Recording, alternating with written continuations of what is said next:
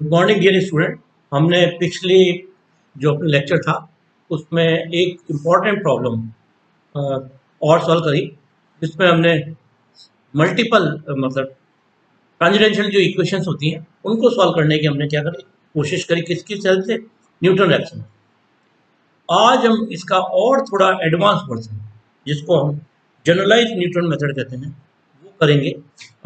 Generalise जो Newton method है वो यूजुअली मल्टीपल रूट, है ना, मल्टीपल रूट होते हैं, वहां पे काम आता है।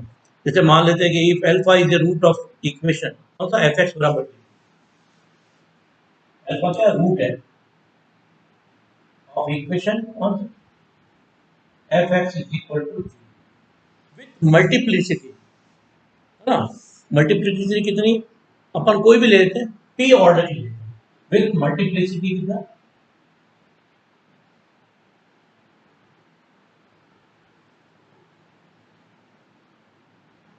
पी। इसका मतलब है कि इस इक्वेशन में, इसका मीनिंग समझ में आना चाहिए कि एक्स माइनस एल्फा की पावर कितना है? पी। इस फॉर्म के अंदर है, और भी यहाँ पे कुछ हो सकता है और इक्वल टू करके दे दो। इसका मतलब है एक्स के जो एल्फा रूट है वो कितने टाइम, कितने बार आ रहे हैं? पी बार आ रहे हैं। ये बताने के लिए बहुत जरूरी है, ठीक है। तो ये एफ एक्स जो हमारा पास है वो इस फॉर्म के अंदर है, कहने का मतलब है। तो आपको मीनिंग समझ में आना चाहिए कि जो हम कर रहे हैं वो क्यों कर रहे हैं। सबसे इंपॉर्टेंट जो चीज़ होती है वो ये चीज़। आगे यहाँ पे कुछ भी हो सकता है, इसको हम ऐसे कह सकते हैं कि यहाँ पे क्या आगे कोई भी फंक्शन हो सकता है, ठीक है। तो हम जो काम करेंगे वो इस तरीके से काम करेंगे, ठीक है ना। इन अदर वर्ड, दूसरे अगर हम शब्दों में बात करें तो alpha is a root of, alpha root है इसका एफ एक्स बराबर 0, ठीक है ना, कोई दिक्कत नहीं है। रिपीटेड एम टाइम्स, ठीक है, कितनी बार रिपीट हो रहा है? पी टाइम्स रिपीट हो रहा है, ठीक है ना। इसी तरीके से अगर मैं इसका डिफरेंशिएशन ले लूँ दोनों तरफ से, तो मेरे पास आएगा एफ डैश एक्स। इसमें इसकी पावर कितनी हो जाएगी? P alpha x minus alpha की पावर कितना हो जाएगा? पी माइनस, और आगे ही इसका इफेक्ट नेगेटिव। तो इस पर्टिकुलर फॉर्म के अंदर जो एफ डैश एक्स है, मतलब डेरिवेटिव, उसमें एल्फा के कितने रूट आएंगे? पी माइनस 1 टाइम्स आएंगे। तो ये अपने को ध्यान रखना है कि जो नेक्स्ट रूट आएंगे वो पी माइनस 1 टाइम्स आएंगे। Then we can say that the root of F dash X is equal to 0 repeated P minus 1 times and and so on का मतलब क्या हो जाएगा? एफ डबल डैश एक्स बराबर 0 करें तो उसमें रिपीटेड होंगे P minus 2 times and so on. तो ये सबसे इंपॉर्टेंट चीज है। तो जैसे ही ये सवाल इस फॉर्म के अंदर आ जाता है, हमारा जो न्यूटन रैप्सन मेथड है वो मॉडिफाई हो जाता है, और वो मॉडिफाई होकर हमें क्या रूप दे देता है वो मैं आपको फॉर्मूला। तो हमारा पुराना फॉर्मूला था, इन जनरल था, X N plus 1 is equal to x N minus F dash X N upon F dash X N. ये हमारा, ये फॉर्मूला मॉडिफाई हो जाता है कितने रूप में? Multiply P times X N plus 1 X N minus P times F X N, ये फॉर्मूले में कन्वर्ट। अब इसमें एक बड़ी इंपॉर्टेंट बात होती है जो अपने को ध्यान रखना होता है, ठीक है ना। अगर ऐसा मिलता है तो हमारे को एक चीज और छोटी सी आगे ध्यान रखनी है कि ये इसका सॉल्यूशन है। ये तो किसका सॉल्यूशन है? इसका सॉल्यूशन। अगर मैं इसको इक्वेशन को लेकर के एक काम करूं, इस इक्वेशन को लेकर काम करूं, ठीक है ना, इक्वल टू 0, यहाँ पे कुछ भी हो सकता है, इसको इक्वेशन को लेकर काम करूं, तब ये इस फॉर्म के अंदर ये इक्वेशन कैसे आएगी? तो इसके अंदर ये जो फॉर्म जो कन्वर्ट होगा वो इस तरीके से होगा, X N plus 1 is equal to minus, मैं फर्स्ट ऑर्डर के लिए काम करूँ, P minus 1 F dash X N upon F double dash, तो मैं और जनरलाइज करूंगा, ठीक है ना, तो ये आ जाएगा X N plus one X N minus. हमें ये ध्यान रखना है कि जो नेक्स्ट चलेगा वो आएगा P minus two F double dash X N F triple dash X. तो यूजुअली जो प्रॉब्लम्स आएगी मैं हमें पी की वैल्यू दे देगा कि मल्टीप्लिसिटी कितनी है, दो के लिए सॉल्व करना है, तीन के लिए करना है या एक के लिए करना है, ठीक है ना। एक के लिए तो करते ही ये क्या हो जाएगा, अगर पी की जगह एक रख दूँ तो हमारा पूरा न्यूटन मेथड बन जाएगा। मगर मैं जैसे इसको दो के लिए रखूंगा तो हमारे पास उस केस में एक बार हम जो एक्स की वैल्यू आएगी वो यहाँ से निकालेंगे और एक बार यहाँ से निकालेंगे, और बेटर रहेगा कि इन दोनों का एवरेज लेकर के नेक्स्ट x1 को डिसाइड करें, ठीक है ना। ये हमें छूटा था प्रैक्टिकली ध्यान रखना। तो दोनों को आप लेके चलें और दोनों को लेने के बाद में सिंप्लीफाई करें और वैल्यू रखें क्या, एवरेज करके दोनों के वैल्यू के बीच में रखें। आपको मैं एक प्रॉब्लम को सॉल्व करके बताता हूँ, और उस सॉल्व करने के दो तरीके कि एक्स जीरो के वैल्यू कहाँ एज्यूम करें, कैसे करें, ये हमें आना चाहिए। मैं एक प्रॉब्लम को दो तरीके से सॉल्व करके बताऊंगा। एक बार मैं इन दो इक्वेशन को यहाँ करता हूँ और फिर अपन क्या करते हैं, फाइंड करते हैं। तो मैं जो टेबल बनाऊंगा थोड़ा सा अलग बन जाएगा। पहले यहाँ पर आएगा n जो हमारा पहले था, और x n तो आएगा ही आएगा, और x n प्लस वन और x n प्लस वन ये दोनों आएंगे। पहला मैं निकालूंगा p से निकालूंगा और फिर निकालूंगा p माइनस वन। अगर रूट तीन होंगे तो एक तो p से निकलेगा, एक p माइनस वन से निकलेगा, और एक किससे निकलेगा, p माइनस टू से निकलेगा, और फिर सबका क्या लिखेंगे, एवरेजिंग करेंगे। तो नेक्स्ट जो इसमें जो टेबल है, थोड़ा सा जगह कम पड़ गई तो मैं इसको हटा देता हूँ, कोई दिक्कत नहीं है, और वापस से लिख लीजिएगा। टेबल जरूरी है क्योंकि सारा जो हर एक को सॉल्व करना है और उसके बाद में टेबल में पुट करना है, ठीक है। टेबल में पुट मैं जो एक्स इसके मैं दो पूरे कर देता हूँ और यहाँ पे सॉल्व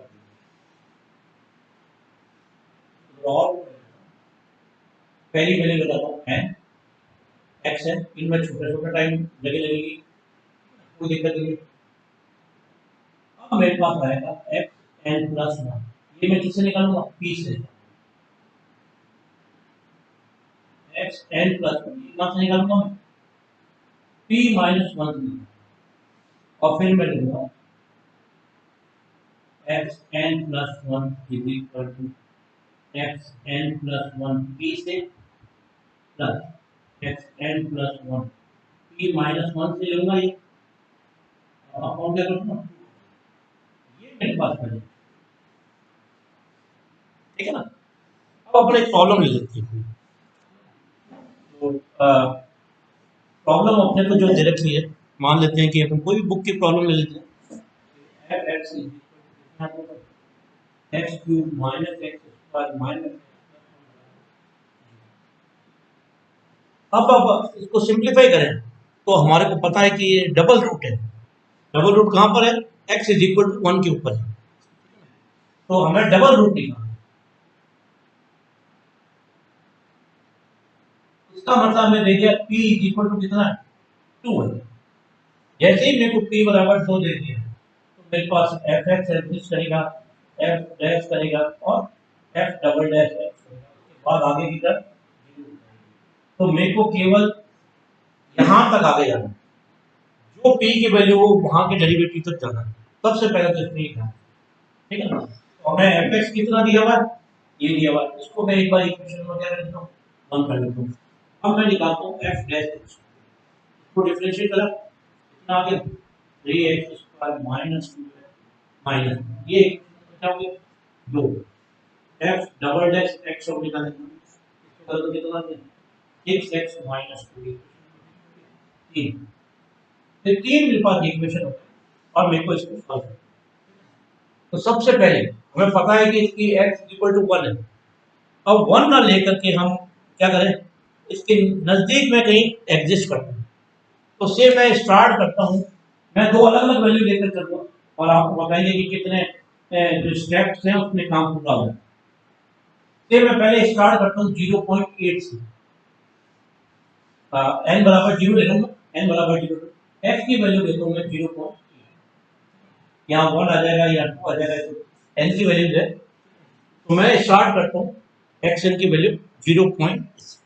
अब मेरे को फॉर्मूला निकालना, तो मैं पहले निकालूंगा x1 बराबर, क्या करूंगा, ये वैल्यू, ठीक है ना। इसके अंदर वैल्यू क्या करनी है, मेरे को सब जगह 0.8 करना है। तो मैं कहूंगा 0.8 का क्यूब माइनस 0.8 का स्क्वायर माइनस 0.8 प्लस ये एक वैल्यू। हाँ, ये तो हो गई अपने पास वैल्यू आ फंक्शन अपॉन क्या हो गया, यहाँ पे 0.83 माइनस ये फंक्शन की वैल्यू होगी। अब फर्स्ट डेरिवेटिव में है 3.8 का स्क्वायर माइनस 2.1 माइनस 1, एक वैल्यू मेरे पास यहाँ से आएगी x1, एक x1 कहाँ से आएगी, 0.8 रखूंगा, ठीक है। अब यहाँ पे मल्टीप्लिसिटी में p आएगा, p की वैल्यू कितनी है, 2 है, तो ये 2 टाइम्स होगा।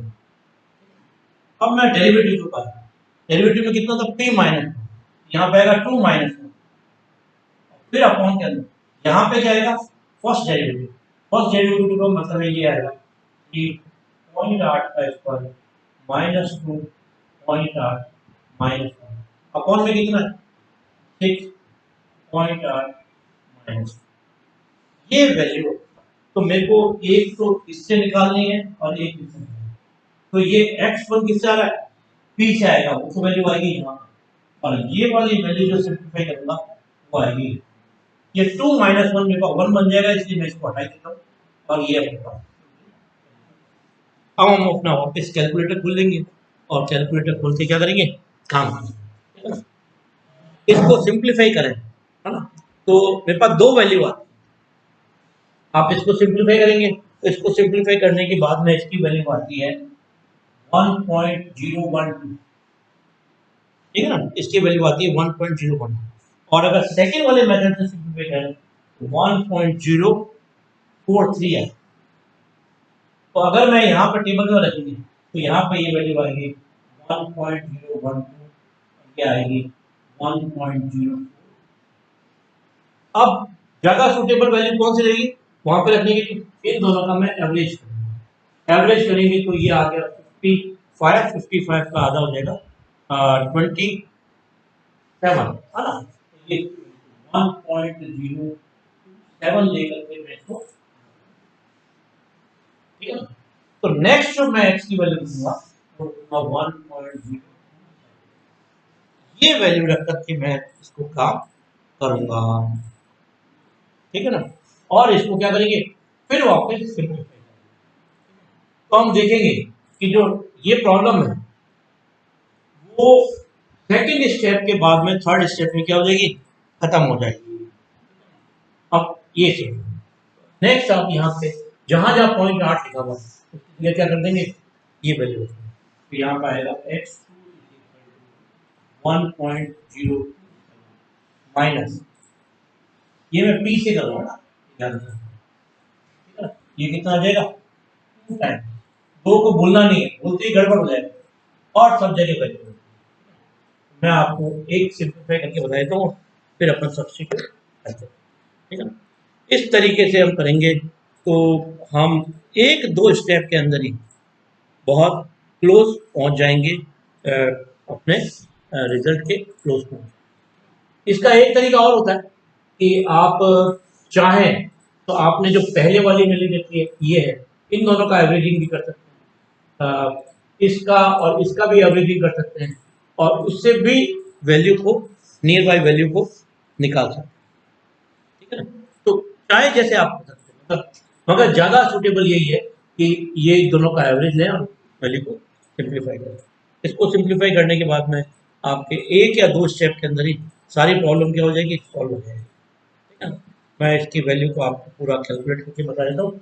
एक कोई भी वैल्यू को बता देता हूँ आपको, इस वाली वैल्यू को मैं simplify करके आपको मेरे पास है 1.02 माइनस माइनस माइनस कर दिया 2, माइनस के बाद 2 लिखा है, मल्टीप्लाई टू के बाद मल्टीप्लाई, मल्टीप्लाई में क्या करूँ, ब्रैकेट ले लेता हूँ, ब्रैकेट में इसको ये वैल्यू ब्रैकेट ले लिया मैंने, और ब्रैकेट में आ गया तो ये स्टार्टिंग पॉइंट। अब यहाँ पे आ गया, पहला एक ब्रैकेट निकालता हूँ, पहला क्या करूँगा 1.02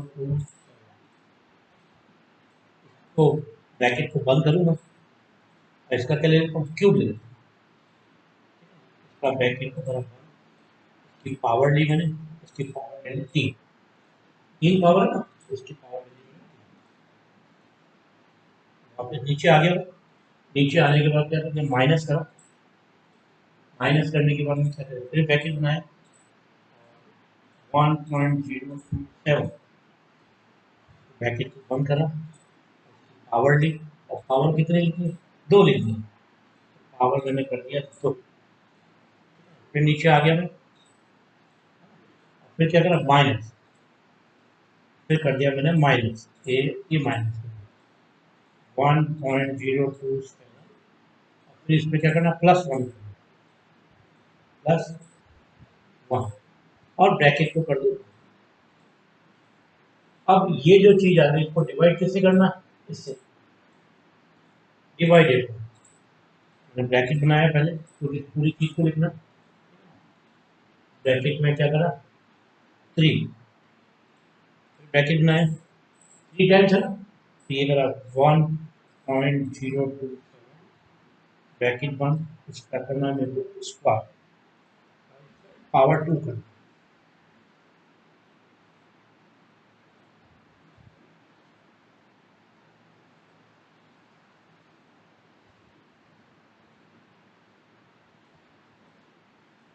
ये देखो अब करना है मेरे को माइनस, माइनस के बाद में लिखना 2 टाइम्स, ब्रैकेट बना दिया, और करना है 1.027, बंद करा है ना, ये आ गया, और फिर कर दो -1, -1 ये आ गया, और ब्रैकेट बंद कर दिया, ये बंद किया। इसको सॉल्व करा, और सॉल्व करने के बाद में अपन वैल्यू को देखते हैं कि क्या वैल्यू, अनएक्सपेक्टेडली बहुत अच्छी वैल्यू आती है, x3 की वैल्यू, x2 की वैल्यू, मैंने x3 की निकाला, सिंप्लीफाई करा तो 1.002, ये वैल्यू, तो अगर मैं इसको सिंप्लीफाई करूँ तो यहाँ पे मेरे को डेसिमल से माइनस 3 वैल्यू तक,